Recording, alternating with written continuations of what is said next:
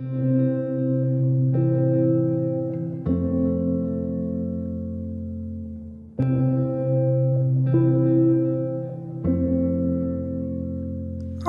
of the window, I was sticking with you. We were only kids then, and we get soaked right through. We used to tell them I was staying in yours, sheltered in our own world. We watched the rain right through.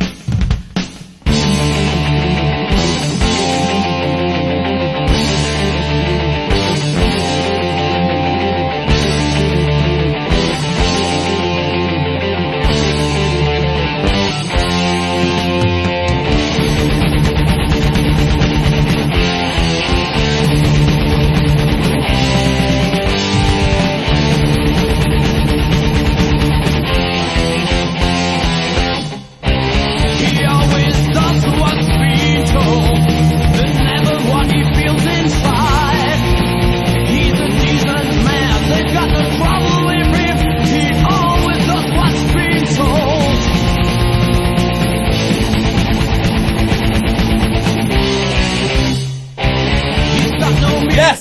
Ja, dat ken ik wel eens.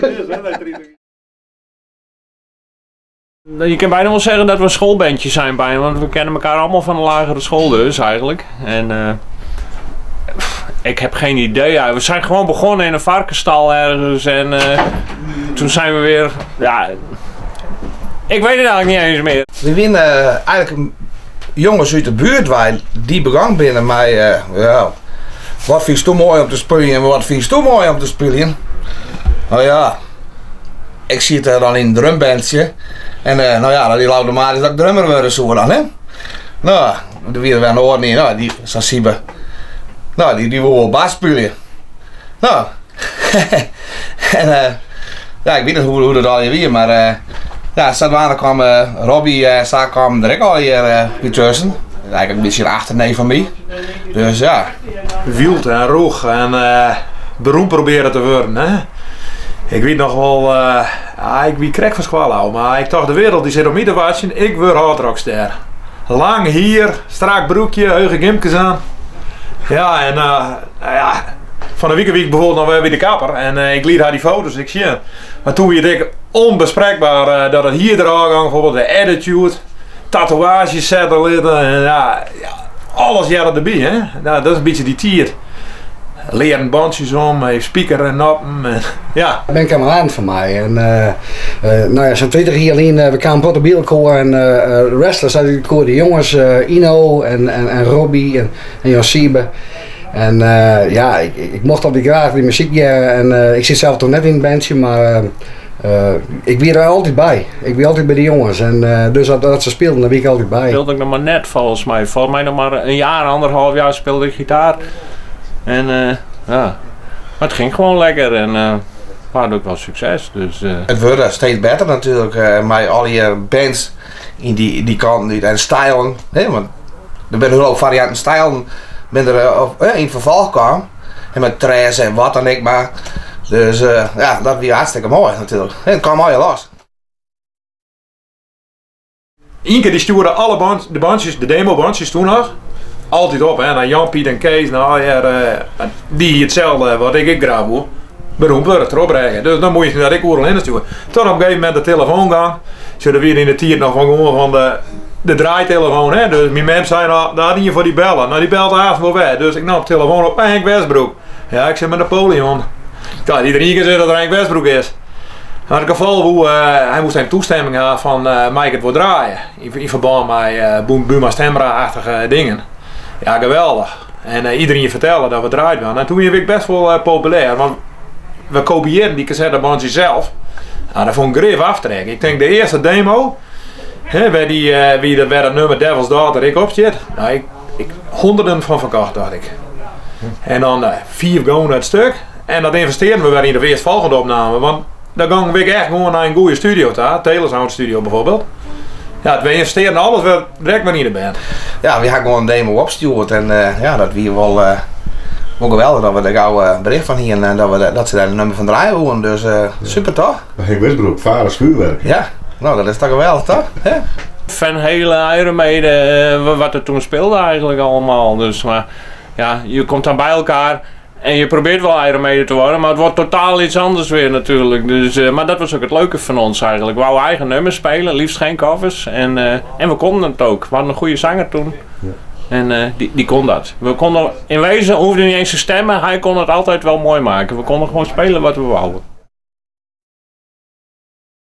Ja, dat weer wel een mooi optreden op een heel mooi groot podium. En daar doe je het natuurlijk voor. Lekker los op zo'n groot podium. Dat jouwt je echt ook feeling van hoppa, je bent we wist wel. Dat is hartstikke mooi man. Hè? En dan ziet hij de film nog bij het Zweerke. Wist er nog iets van of wist het te lang nooit? Ja, wij waren de openingsband natuurlijk. En nou ja, we konden rustig relaxed opbouwen. En ja, zo op die manier konden we onze show heel mooi waar, vond ik. Ja, geweldig. Nou, niet veel eigenlijk. Hectisch toen. Was de eerste keer en we openden natuurlijk, dus alles te plek. En rumoerig voor mij. Het was echt, volgens mij was ik nog maar net klaar met stemmen en ik keek om me heen. Ja, maar dan speel je! Dus het was echt, nou ja, en het was nog niet echt super druk natuurlijk. Het was de eerste editie inderdaad. Een heel groot weiland weet ik nog wel. En, maar wel leuk natuurlijk. Het was mooi weer volgens mij, dat weet ik nog wel inderdaad. Maar het was ook weer voorbij voordat ik het wist natuurlijk. We mochten maar, nou hoe lang speelden we? 20 minuten of zo. Dus, maar wel leuk. Goede herinneringen wel. Dan mag je op Waterrock spelen en dan ben je helemaal, want er staan niet bekendere bands. Er zijn wrestlers daar ik en dan rast wel een beetje met Bjas voor Utrecht, ja? Hakseks jongen, de week bij. Ik ga een potten wat ook op tijdens concerten heb ik beleefd, zeg maar, en fantastisch. Altijd genoten, een potten vreun onderhouden en ja, en met de jongens voor rest, dus ja, fantastisch. Die basgitaar is een keer op grond flikkeren. Ja, echt plat, hals wie kapot. En Heinz, zijn snits had hem repareerd. En eigenlijk was ik hem nooit echt met de broek. Ik denk, nou bak ik gewoon wel broek, hè. Dus ik ga hem bij Van Staal helpen. Hij kreeg en hier nog wat, dus ik ga hem even een schoonmaakbeurtje doen, maar wat contactspray eerst. Ja, nee, de maga's nog spelen. Ja, dat is prachtig. Ja, ja, alle tijden herleven, hè. Hast de nummers er nog in of niet? Ja, de nummers er nog prima in. Dat is al ja, prima. Ja. En ja, het is, de nummers ken ik wel wat en toen kreeg ik een telefoontje van Ino, die zei tegen mij van, hey Hans, hast du zin om bij Wrestlers te jongen en je niet optreden? Ik zei, jawel. Nou, zat wanden. Nou, anno 2018. Wat? Ja, geweldig. Geweldig. Het is, ik kan die nummers nog wat we zijn en ja, de chemie is fantastisch. Ja, we hebben wat oneenigheid gekregen. Ik zeg net even, ik weet even net waar hoor. Terug, maar we hebben wat oneenigheid gekregen. En toen ben we splitst, zeg maar. En toen ben Jassibe en Robbie en Safir gegaan, mijn Lutsen. Dus toen ben ik naar mijn crème gegaan. Dus en ja.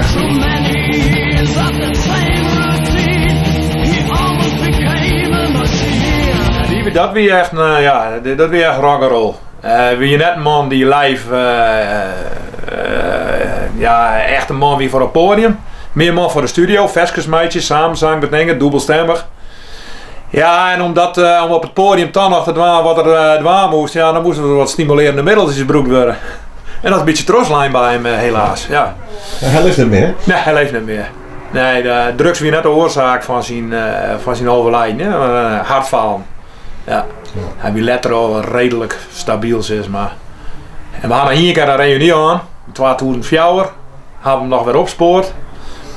Nou, hij wil graag, hij merkte een stuk, oefenen, repeteren, leuk, maar toen punt dichterbij het optreden kwam, dan ja, aankondigen van nummers, ik liet er een mij hoor. Ja, heel introvert. Nou ja, ik ben het zeer oergestelde, maar ik vind net eigenlijk dat een bassist die een beetje mij jongt op de achtergrond het voortouw met nemen. Ja, maar dat moest bij Lutsen worden. Dat wie eigenlijk een beetje het nadeel dat wrestlers krijgt net wie je wat het wezen moet.